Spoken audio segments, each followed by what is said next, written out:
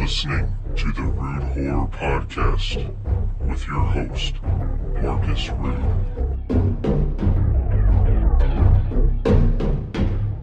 Hello, everybody. Welcome to the Rude Horror Podcast. I'm your host, Marcus Rude, and today we have a very special guest on this Christmas episode. And he's worked on TV shows such as Devious Maids, Swamp Murders, Catch a Killer, and ATL Homicide. He's also been in movies such as One Night of Fear, Rockabilly Zombie Weekend, Dark Roads 79, and his latest short horror film, The Box. He's also working on a movie filled with a bunch of scream queens called Killer Babes and the Frightening Film Fiasco. Please welcome Mr. Jimmy Dempster. Yeah, damn, man, that's a hell of a build-up. All right. Good to hear from you. You're our first guest on here, so I had to talk you up a little bit. That's pretty cool, man. The inaugural guest for the Rude Horror Show. That's pretty rad, man. Yeah, man. I'm excited to have you on here and talk Me too. about. Like I said, anybody who's got the picture of Dr. Frost from Class of '99 as their profile picture on social media is a friend of mine, man. Yeah. That's a deep cut. A lot of people know about that flick. You know? Not enough people. It's one of those movies that a lot of people just don't really talk about, but man, it's a classic, I think. Yeah, I think if you were coming up, come out in the 89? I think it was. So I'm about 10, 11 years old at the time. So anybody who was a kid of the 80s, I think that's definitely who had the HBO late night. Right. HBO used to do those. Oh man, they used to have this thing. I think every Friday and Saturday night they used to have this block that they would do these like straight to. Nowadays they'd be considered straight to Netflix or something like that, or like Amazon Prime. But they had these exclusives, and that was one of the staples. Man, the first time I saw that, I was like, yeah, Blackheart for life. Right. Oh man, I to this day I love that movie. I've run into Bradley Gregg. I've run into him at conventions and stuff like that. Talk about it. Oh wow. Yeah, it's good That's stuff. awesome, man. Yeah, and it's one of those movies. It's not like it's kind of got like Escape from New York vibes to it a little bit. Yeah. So it's funny seeing that that movie, it was based in like Seattle, Washington, rather than like LA or New York, or it's just kind of a random spot. Yeah, I mean, kind of maybe kind of basically. So like you said, it wouldn't be a little too on the nose. Like it's kind of like it takes like 1984, like the gang high school vibe, and throws in a little bit of that Escape from New York or LA type vibe. But yeah, it was just when I first saw that, man, I was like, man, this is crazy. The two gangs, and then at the end when they have to team up and they got to go into the school, and Right. like, fight the robot. I was like, dude, this is the greatest friggin' movie I've ever seen. I love movies like that. I've always loved movies like that. And all it's done is I've gotten older. Those are the kind of movies I want to work on now. Oh, for sure. I would love to see more movies kind of are more like that. Just like the some like the gritty sci-fi actionness to it, and you don't really see a lot of movies like those anymore. Nah, and you got to look. They're out there. Yeah. But they're not as well known. They're not as more as mainstream as as I think they should be. But then again, I think that's part of their charm too. If they go against the grain, that's what I like about them. They're not too glamorized and stylized. They won't anytime soon. I hope. They remake that movie, man. I don't know. That'd be awesome, actually. But I mean, they'd have to do it right. Like maybe not as much CGI. I would love to see more practical effects back. Yeah, me too. I'm a huge practical effects guy. It's just growing up in the 80s, 90s. I mean, that's it. That's what we had. And it's still, I think it still holds up today. Oh, for sure. Yeah, I was kind of watching a little bit of it the other day. Just because we were talking about it a little bit over social media, and I was like, yeah, I need to visit that one again because it is such a good movie. Yeah, they put that DVD out. I think Lionsgate put it out a couple years back. I picked that up, and I was like, yeah, finally, because for the longest time that wasn't available anywhere. I had the old VHS tape, I had the old Vestron video, cassette tape that I had, VHS tape that I've had forever, and that was getting worn out. And it was like that and The Perfect Weapon with Jeff Speakman. That was another one that was possible to get on like Blu-ray or DVD. So they finally released, I think they finally released Class of '99. They did a good DVD on that a few years ago. I grabbed that, and then I think The Perfect Weapon, I think, is still only available like on an overseas, like Region 1 or whatever, code-free Blu-ray. I'm like, damn, man. I'm sure like someone will pick it up one of these days, like Vinegar Syndrome or Shout Factory. That's what I'm hoping for. Olive, anybody, Red Shirt, me, and it's somebody like that. Yeah, Shout Factory. They're good for stuff like that. Mm-hmm. Maybe get a documentary on there too, you know? Oh, yeah. Yeah, I love when they start packing in a lot of the special features, you know, featuring maybe the director or actors that haven't really done anything in a long time. And then, you know, them coming back and putting more content in on that stuff is really cool to watch. Oh, yeah. Mm-hmm. But so what are some of the horror movies that you've seen lately? Is there any that stick out to you that you really like? I seen.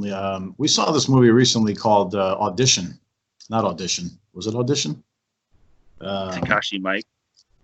No, not Audition. Not that one. Oh. Perfection. I think it was called The Perfection.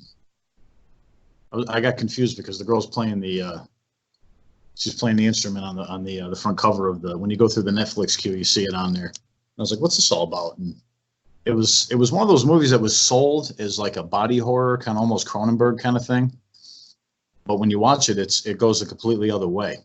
It turns into like a deep psychological crazy. It just gets crazier as it goes on. And it's one of those occasions where you watch a movie that you were watching a movie because it was sold to you one way, and then by the end of it, it goes a completely other direction, but it just works. You know, you don't walk out of there going, oh man, this is not what I expected. That movie sucked. You know, a lot of times this happens, but this went a whole other way, and it was a really good, well crafted, acted horror film, psychological horror film. It's got some good stuff in there too. It's got some blood, got the red stuff. Awesome, man. It was really good. I definitely recommend that one. Oh, yeah. For sure. Yeah, I haven't seen that one yet. Yeah, it come out earlier. I think it come out earlier this year, but that's the one that I remember most recently seeing that I really, really, really dug. Awesome, man. That's about it. I haven't been to see much of anything else, like to the theaters. There hasn't really been anything like you know what I mean? Like they threw that Black Christmas out like last week or whatever it was, and I stayed far away from that. Yeah. Like I don't want nothing to do with this. You know, the marketing is telling me no, it's not for me. Like I'm good. And you know, I apparently did really bad too. So everybody else probably saw that and they said, no, I'm good. Yeah, I heard some really mixed reviews about it, and haven't had a chance to see it. I'll probably see it when it comes on video or something, you know, straight to video maybe. But I prefer the original over any of them. Yeah, the original is good. Original doesn't get enough credit, I don't think. I just had this conversation not long ago too, the other day with a buddy of mine, and I put up the post on Instagram. I said it was kind of like a one-on-one thing. It was like, who do you got? You know, 1974 or the 2005, 2006, was it Glenn Morgan remake that I actually really liked. I liked the remake too because it's like splashy and it's got good effects, but everybody was leaning more toward the 1974 version, and I was just like, yeah, I'm with you on that. But I mean, at the time when the remake came out, it was the same thing. It got crapped on. Nobody wanted anything to do with it, and it you know, failed, I guess.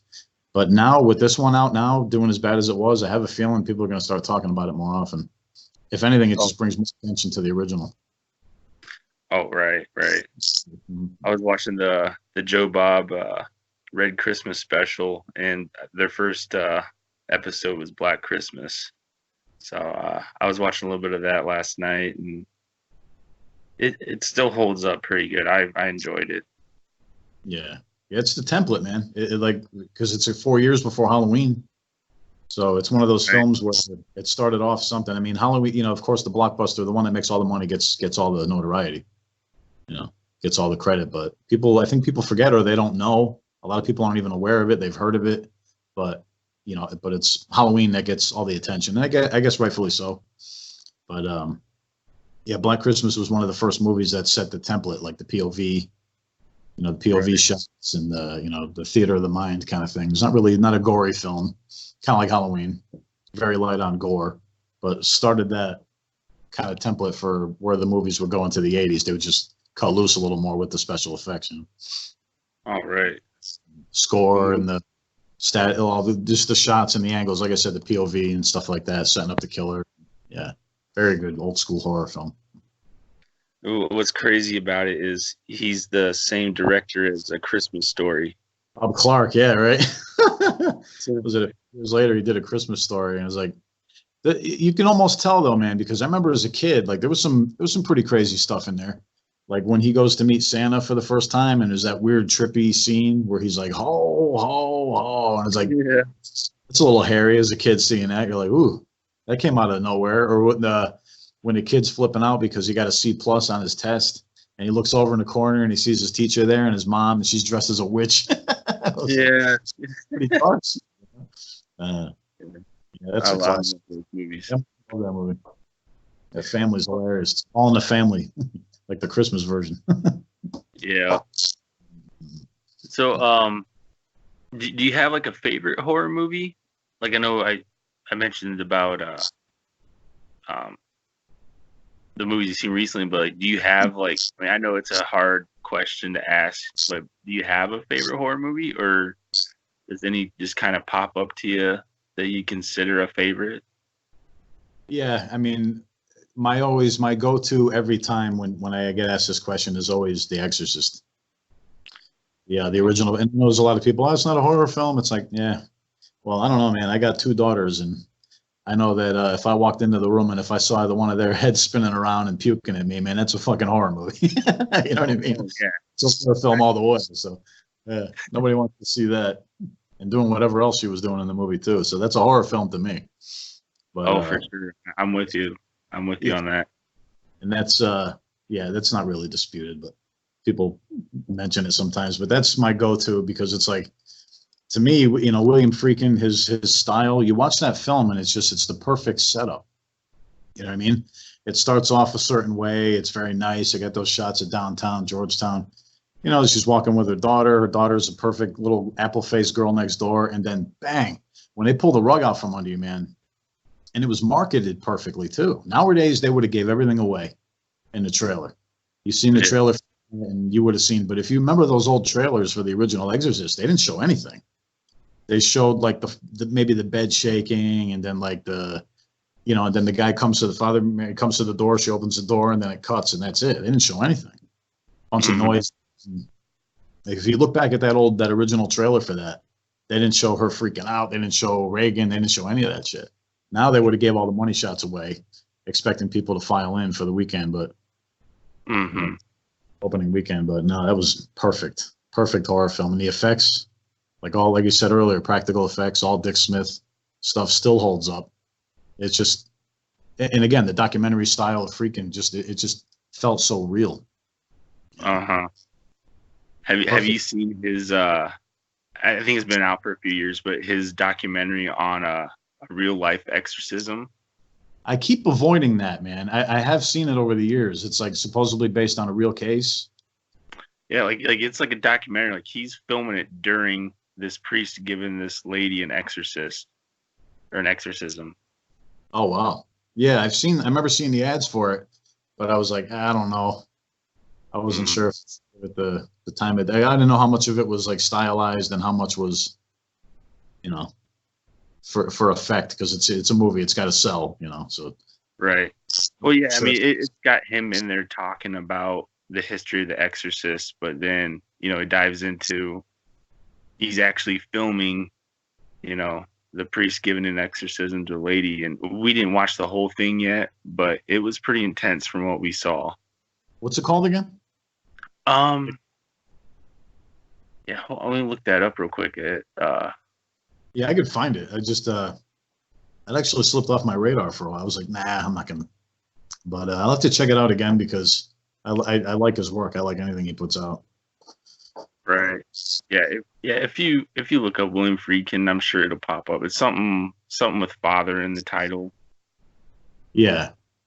I would- Exorcism something or whatever. Like, yeah.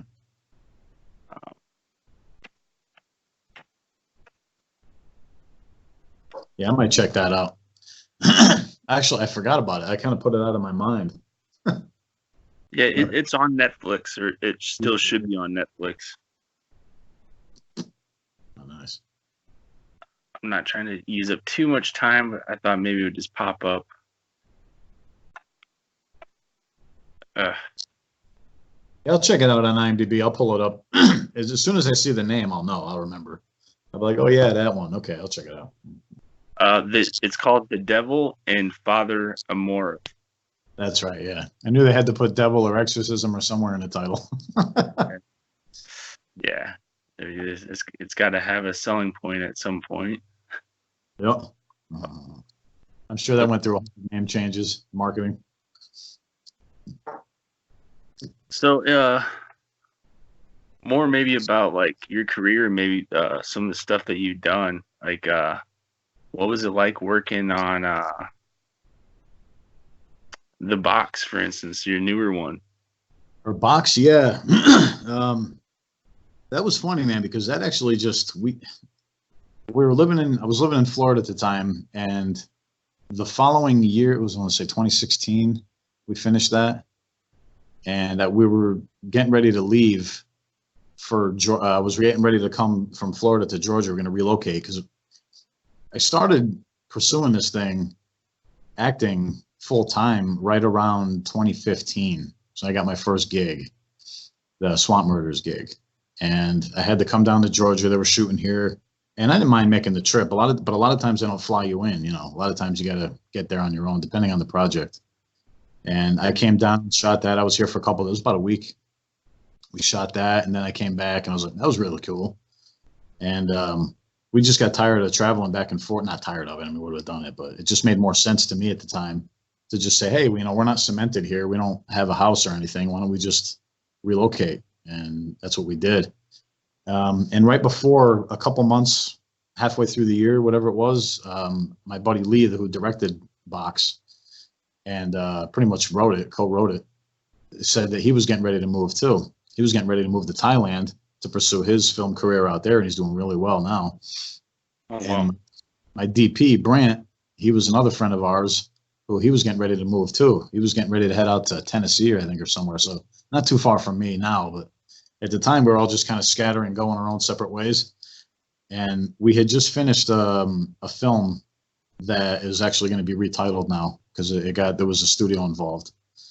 And we just wanted to do something without all the trappings of a studio and all the money and too many cooks, you know. Right. A lot of hands in the project we just got done finishing, and it's been bouncing around for a couple of years. But we're like, why don't we just do something, the three of us, before we kind of split off and do our own kind of thing? And everybody agreed. We're like, yeah, that sounds cool. Well, what can we do? Well, why don't we come up with something that's combines all of our favorite genres? You know, we'll throw art house, horror, obviously, suspense, like mystery, thriller, and kind of throw it in there in a nice little package. And the idea of a box just came into mind. We're like, yeah, you gotta, like, a lot of movies have a gimmick, you know, like Wish Upon or something like that. But I was like, we could use something like that, but not make it too gimmicky. You know, I didn't want to make it all about this like box, but it's kind of, you know, the idea of Pandora's box came to mind, you know, and that whole idea around that. I was like, yeah, we could probably make something out of that. So we got together in a couple of weeks. We come up with an outline, and we just kind of started shooting on weekends, and it just started evolving over time. We like came up with ideas and where it can go, and what kind of shot we were going to do that day. It's like, hey, I got this great idea. How about we do this? And everything just kind of worked. And we shot about a little over an hour's worth of footage. So we had almost like a feature, because anything over about 60 minutes is considered a feature. Mm-hmm. So I was like, yeah, this could work. But as we were starting to take a look at it, Lee was editing it down, and we were looking at some stuff. I'm like, that doesn't really fit. And we don't really need that, you know. So instead of trying to make something a feature film, we cut it down to about 28, 29 minutes, just under 30 minutes, and made a real kick-ass short film. Yeah, I really enjoyed it, man. And then I submitted it to the festivals. It did the festival circuit for about a year and a half, something like that. It was finished in 2018, last year. No, toward the end of 2017. And then that's when I started sending it out. And it still plays conventions and stuff now. It's available now on Kings of Horror Network on their channel on YouTube. It's doing really well. I think it's pushing like 55,000 views now or something like that. So, yeah, man, it was a crazy experience. And it gave me a chance to do something different too. Because a lot of the stuff I do is like I play the heavy or I play like usually a villain. My character is not really a villain in this, you know. He's not really. He's not like a I don't know. He's not like a guy who's gonna, you know, beat up your husband or, you know, rape your wife or kill your kid or any of those, you know, those type of characters that I get cast a lot to play. And I'm not always going to get cast that way, most likely by casting directors. It's not up to them. They see you how they see you. So yeah, it was refreshing to kind of do something different and rely a little more on dramatic ability, I think, than like facial expressions and reactions, as opposed to like there's not a lot of dialogue except for my improv scene at the end with the mirror, where I tried not to go full Jack Torrance. Yeah. That's the scene that everybody thought, like in festivals and conventions and stuff like that. They come out, they're like, man, that scene at the end there, you were really going crazy. I'm like, yeah, I appreciate that, man. It's fun. It's fun stuff. And yeah, I always like the element of the unknown, because you never really find out what's in the box. Like you really, I don't know, like it gets teased throughout the whole movie, and then you know, it leaves you with a lot of questions, and I think that's a good thing with movies, to where it's not all blueprinted, laid out for you. It kind of leaves you guessing. Yeah, we had that heavily in mind when we were doing that too. We're like, man, it's always better to have people walking out asking, as long as they're talking, as long as if they're asking questions, because I'll go to a convention or I'll go to a film festival and there'll be 50, 100, depending on the theater, people in there watching the movies. And afterwards you come out and you mingle in the lobby a little bit. You'd be talking with people. And if you had 50, 100 people in the room watching a movie, you'd come out with, you know, 50, 100 different interpretations of what happened. And people would be like, yeah, so when this happened and the guy did that, so this is what this meant, right? Or was that literal? Almost like the Bible, I guess. It's like, was that literal or was that like what happened there? Because there's a lot of metaphors in the movie too. A lot of stuff that, you know, is obvious. Some of them are obvious, but some of them are kind of catch people off guard. And as long as they talk, you know, we're happy. It's cool. People come up with idea of what happened. And yeah, we figured people are smart. That's kind of the art house way in a way. You don't want to spell everything out. You know, it's one of those movies you pay attention to little things throughout it. Maybe watch it more than once or twice if you have to. And if, you know, you'll be rewarded. You catch up on stuff. You know? Yeah, exactly. It's got a lot of replayability too. You know, when you watch it over again, you start picking up on stuff that you didn't pick up the first time or so forth. So yeah, we had a blast doing that, man. I'm really really happy with how it came out. And the reaction to it kind of blows my mind, because it's not really a horror film, kind of, in a way, like not exclusively anyway. You know what I mean? Yeah. I wouldn't consider it exclusively a horror film, but when Kings of Horror jumped on it and they wanted to pick it up for their site, I was like, yeah, sure. And I wasn't sure how it was going to work out, because there's a lot of straight up horror and slasher and stuff like that on that channel. But luckily it seemed to have found a good home there. Yeah. Well, it's definitely like, you know, you could even say it's like a psychological thriller. Yeah, it's more of a character study, kind of, in a way too, like a character study, psychological. I mean, it's pretty much a one-man show. That's what they kind of that's what a lot of people have billed it as. You know, it's just day or a day or a night or whatever in the life of of a guy going insane, or is he? Yeah, that is the question. But so I know that you're working on the Killer Babes movie right now. Is there anything that you can say about that film? Yeah, man, that's one of those movies that you're going to get a kick out of. I mean, you just hear that title, right? You're like, Killer Babes and the Frightening Film Fiasco. That's the raddest title ever. Yeah, kind of a tongue twister at the end there. Yeah, I say that, man. It's like, once I heard the title, I've been wanting to work with Brett for a while. Brett's a great director. He, all of his stuff that he does, he's like I always say it's like his inspirations are there right in his work. You could tell he's got the giallo there. He's got, Fulci. He's got a little Romero. Very heavily influenced by the Italian films. I was like, man, I got to work with this guy. And then we just kind of caught up on social media, and he was like, yeah, I'd like to work with you too. And the time came for this project, and he sent me a script, and he said, hey, I'd like you to read for these characters. And I said, yeah, sure. And I ended up getting booked for the role of, my character's name is Vincent, who's he's kind of a dick. He's like, a little full of himself, I guess. And it's cool, man. I just read it like Night of the Demons. Remember Night of the Demons? Oh yeah. It's got a little bit of that in there. Big, really cool house, big mansion. Linnea Quigley is obviously in there. So that's a nice little throwback that adds to the whole, its horror cred is definitely there. Oh, for sure. Yeah. Just looking at the casting, it's stacked, man. Yeah. When I got cast, it was I think it was Lisa and, was it Linnea, obviously, I think was made to be the first name announced. And then Lisa, and I think Debbie Rochon was attached, that was on at the time as well when I got cast. And then since then, it's been like, Emma Bellamy and Tiffany Shepis, and, they're just, Tristan, they're just pulling these great talents in, man. And it's just going to be such a kick-ass flick. I can't wait for everyone to see it, man. It's going to be really good. Yeah, I personally can't wait to check it out, man. It's definitely got my attention.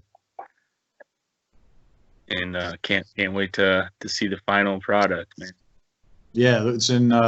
Obviously, we're taking a break off now for the holidays and stuff like that, but we're picking back up. Like I said, I got to fly out in April to finish that up, and then I think somewhere in that time it'll wrap up, and then I'm assuming sometime in early 2021 it'll probably be available. Who knows? Maybe even at the end of 2020. I don't know. Might be enough time, depending on how long post-production is. It's you never know. Mm-hmm. Yeah. Oh yeah. Well, either way, you have to keep me posted if oh yeah. In the meantime, people could check out either my page, Brett Mullins' Instagram, and then there's also obviously there's an Instagram and a Facebook page for it. The Frightening Film Fiasco is the Instagram page, and for sure. Post behind the scenes exclusive. They just did an exclusive actually with Dread Central for their website, where they posted exclusive behind the scenes stuff, and there's going to be exclusive interviews and all that good stuff as it gets closer and closer to the big release. So people can check that out for sure. So can you at least tell us, are you actually working with Linnea in scenes or any of the other? Yeah, I got a scene with Linnea. I got a couple scenes with Linnea. Awesome, man. Well, yeah. How was it like working with Linnea or some of the other? It's great. But you show up and you're just it's another day at work. It's not like a fan really thing. It's just like, man, this is really cool, and you don't even think about it while you're doing it. It's not until later on you reflect back a little bit and you're like, man, how cool is that? Because it's they paved the way to do what we're able to do, and those are the movies we grew up watching. Like the Night of the Demons, Return of the Living Dead, all that stuff. To be able to be part of that in any way at all is freaking awesome. That's why we do it, why we got involved in it. Oh, for sure, man. Oh yeah. Yeah. There's a local film in my area that that got made, and it took like 7 years for them to make it. Yeah. And it's called Spring Fever, and it's actually one of the last movies that Robert Zarr stars in. Oh wow, Maniac Cop, yeah. Yeah, so it's archival footage, when he was able to still act and whatnot. But I was fortunate enough to be a zombie extra in it. So Nice. so Nothing wrong I guess it's kind of cool to say that, yeah, I'm in a movie with Robert Zarr. Yeah, yeah, hell yeah. That's how I got started out too, man. My first thing I did, I was a zombie in the Rockabilly Zombie Weekend movie. Mhm. That was the first thing I did. They were shooting in Florida, and it was like, yeah, you want to come out for Rockabilly Zombie Weekend? And I thought it was a convention. You know what I mean? Like the way it was marketed. Saw the flyer. It was like, okay, there's gonna be some rockabilly music or something, and we'll check it out. And turned out it was like, no, they're shooting a movie. And it was like, oh shit, all right. I'm a big zombie guy, Romero fan, so I'll check it out. And they ended up making me a rockabilly zombie. They featured me regulars like a rockabilly because I had the look, I had the jacket and shit. And then I was on that for a couple weeks, and I just had the time of my life, dude. You're at that time when you're starting out, there's nothing better than being on, no matter what you're doing, an extra, grip, PA, whatever you're doing. I was just excited to be there. And the zombie makeup too. I was like, yeah, it's like being a kid. Yeah. Being a But kid. I watched that a couple weeks ago, and it's actually a pretty well made movie. I was surprised with because it's not like a big production movie, but with what you guys had and what you guys put into that movie, I was impressed. Yeah, they had a pretty good run with that. I mean, if I had caught on a couple years later, maybe I would have had the opportunity to read for like a role or have a bigger part. But it was the first thing I did, and but they had a really good run, man. They've been on the El Rey network a couple times. I've seen them. They pop up on there, like Robert Rodriguez's network there. Yeah. They got a DVD. They've Blu-ray, all that good stuff. So yeah, they had a really good run with that, and it's fun. It's just a fun flick, man. I haven't seen it probably since the premiere, but I remember having a good time. I have good memories, just to say. I have fond memories of being on set with that, and the people I've met on that set have gone on to do special makeup effects for other stuff too. I have a friend, Amber, who worked on that film, who we met in Florida, and we've been friends since then. She's done makeup effects for a bunch of stuff too. So it's cool. It's a cool little kind of world, man. The people you meet in this little circle of what we do. Yeah. It's sort of a small world in a way too. Yeah, it's crazy. There's not an audition or a project that I'm on, or like, especially a project. We just shot a music video not long ago where I play a vampire, and the girl who was doing the effects on me just got done working on the she's done the zombie effects for Zombieland and Zombieland Double Tap and a bunch of other stuff. So it's kind of crazy. I knew I was in good hands. She's giving me the name, his makeup and stuff like that. Yeah, really cool. For sure.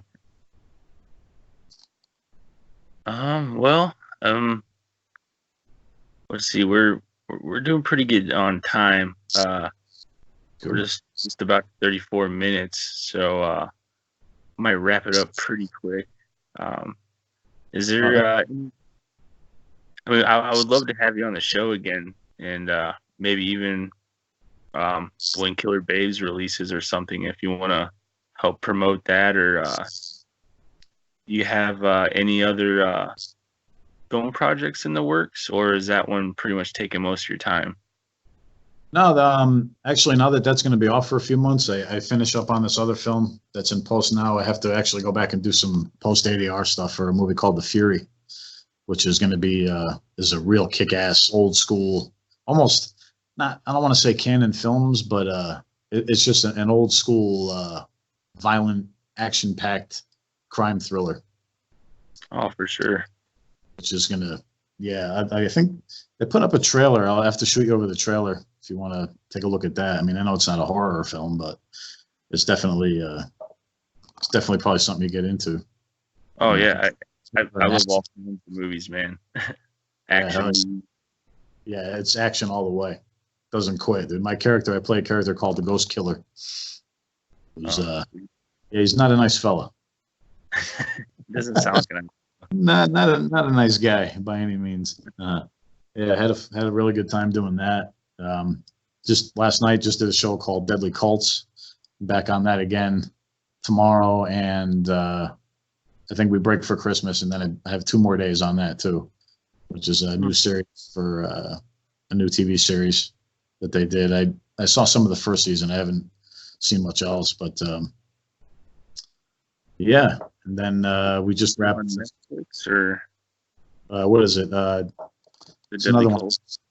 Yeah, the Deadly Cults, and then I finished back up on Your Worst Nightmare. I got a day on that with which is gonna be really cool. Shit. That's it, man. It's like this close to the end of the year. I'm usually taking time off, but I get the next couple of months, booked up with these, stuff coming up. So it's really cool to be able to do that. For sure, man. All that stuff should be out early next year. Looking forward to that. Yeah, you'll have to keep me posted, and I'm sure you'll keep everybody posted on your social media. And yeah, oh yeah, man. I try to get on there at least a couple days a week. I try as best I can. A lot of times, I'll most of the stuff I put up is from when I'm on location. I try to get a lot of stuff, or sometimes people will get stuff on set and they'll send it to me. Like the pictures I put up recently were taken by one of the PAs, and she sent them over to me. I was like, oh, these are really cool. And she got a lot of behind the scenes stuff, what we're working on. So I was like, oh, perfect. That works. But yeah, Killer Babes for sure. When we get back on that, I'd like to be able to do something, maybe even from location. That'd be really cool. Well, hey, I just want to say I really appreciate you taking time to join us on the podcast, and yeah, no problem, man. Anytime. Yeah, and hope you and your family have a Merry Christmas and a Happy New Year. Oh yeah, you too, man. Yes, thank you. And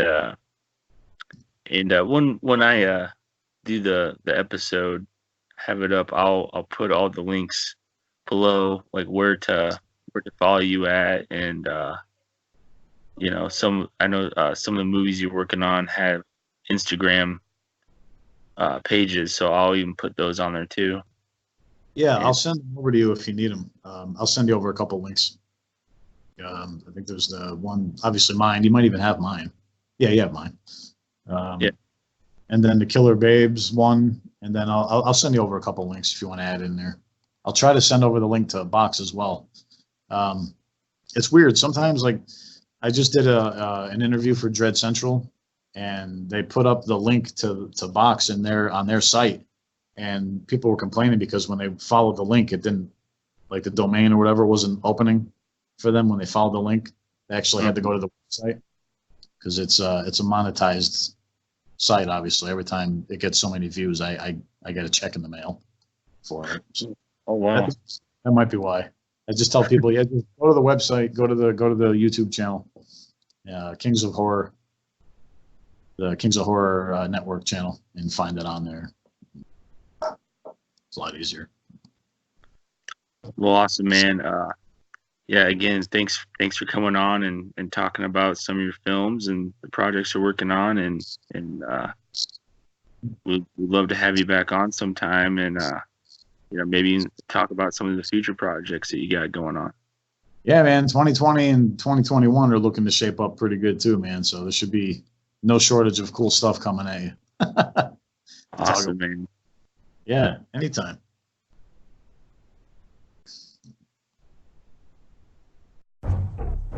You have been listening to the Rude Horror Podcast. If you like this content and would like to hear future episodes, please follow or subscribe if you dare.